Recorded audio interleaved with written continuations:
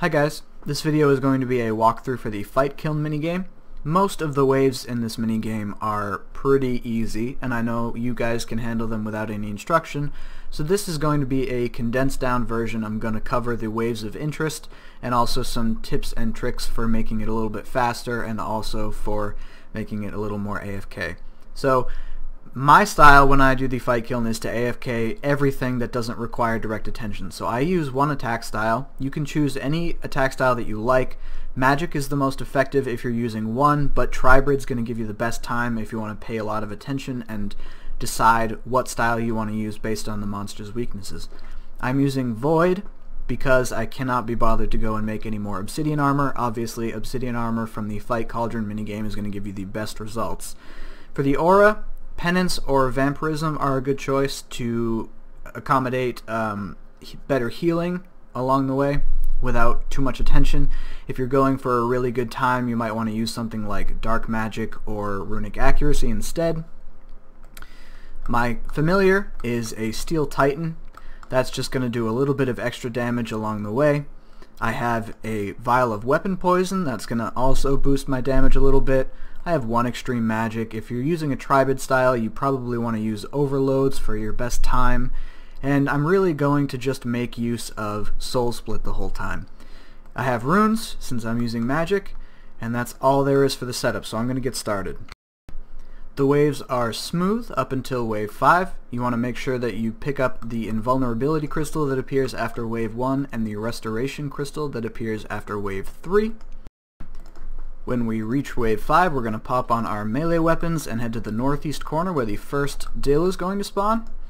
I usually like to just hit it with some kind of a bleed attack to take away his shield, switch back to magic, and then the remainder of the waves up until wave 10 is smooth going. Make sure you grab the magic crystal that appears by the center wall after wave 5. As we reach the end of wave 9, you want to make sure that you have some prayer ready. If you don't have any, feel free to pop your Restoration Crystal, and at the southwest corner the Jad's going to spawn. I'm sure most of you are familiar with how to fight Jad now, but you pray or switch between magic and range depending on which of his attacks. That standing up one is the magic attack and the front leg stomp is the ranged attack. And with that done, it is smooth sailing again until wave 19. After 10 concludes, you're going to enter a cutscene, and each of these cutscenes is actually skippable if you spam click on the walkable ground as soon as the dialogue starts. So that's a great way to save yourself 30 seconds to a minute throughout the Fight Kiln.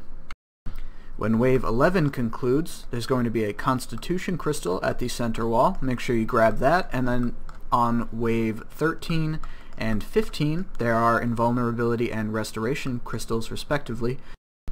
When we reach wave 19, we're going to head to the northeast corner and pop on our melee weapons. Just after the wave starts, the second Dill is going to spawn here. Like I said last time, just hit him with a bleed, run so that he doesn't hit you with the stomping the ground attack, and you can resume and clear up the rest of the mages on the wave. When wave 20 begins, you want to make sure you have some prayer available and head to the southwest corner of the map where Jad's going to spawn. We're going to take him down just like last time. When wave 20 concludes, there's another cutscene, and like I said before, we can skip this by clicking on the walkable area of the ground when dialogue starts. When wave 28 begins, we're going to grab the Crystal of Restoration that has appeared by the wall in the center. We're going to throw on our melee weapons, and we're also going to use a Constitution Crystal. There are 6 Dills on this wave, and each of them does the ground stomping attack that deals 2,000 to 3,000 damage, but the Constitution Crystal is going to constantly regenerate our HP while it's active, so this is of no danger to us. We can wrap up this phase, and things are smooth sailing until wave 30. When we hit wave 30, we're going to run to the southwest corner where the next Jad spawns, take him out just like the others, and wrap up the rest of the phase. When wave 30 ends, there's another cutscene that we're going to skip just like before, and the 3 waves that follow are smooth sailing. When wave 33 ends, there's another cutscene which we will cancel like the others. This one, unfortunately, you can't cancel immediately as dialogue doesn't open with Takar Hawk until now. As wave 34 begins, we need to make sure we have some prayer, and down in the southeast corner we're going to have a Jad spawn. We'll deal with him like the others. On wave 35, Jad spawns in the northeast corner.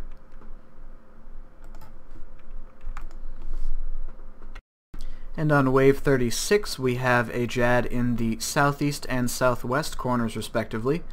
This is a great opportunity to use the Crystal of Invulnerability. This should give you plenty of time to take down both of them, and if not, if for some reason maybe you're using like a level 80 weapon, you will still have time to take one out, and you can resume prayer switching on the second when your crystal's effect runs out. When this ends, we're going to enter the next and final cutscene. You want to cancel this as quickly as possible and stall your adrenaline.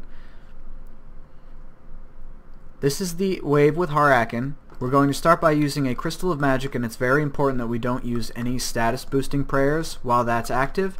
There is a glitch in the way that the accuracy is calculated while the crystal is active, and using a magic boosting prayer, for example, is going to actually make you very, very inaccurate. So we want to get up to 100% adrenaline. Harakin will summon a group of 2 tentacles, and then there will be a delay period and another group of 2 tentacles, and then after a short delay his head's going to pop up. That will be either on the east, south, or west side. He never appears at the north end. We want to hold our adrenaline, and as soon as he surfaces we're going to use Sunshine. If you want to bring an adrenaline potion along for this opportunity, you can do so, but you're going to build up to halfway. Then I use Asphyxiate. You can see that the magic crystal does definitely boost the damage significantly. Get a few more good hits in and we should be able to kill him without letting him submerge again.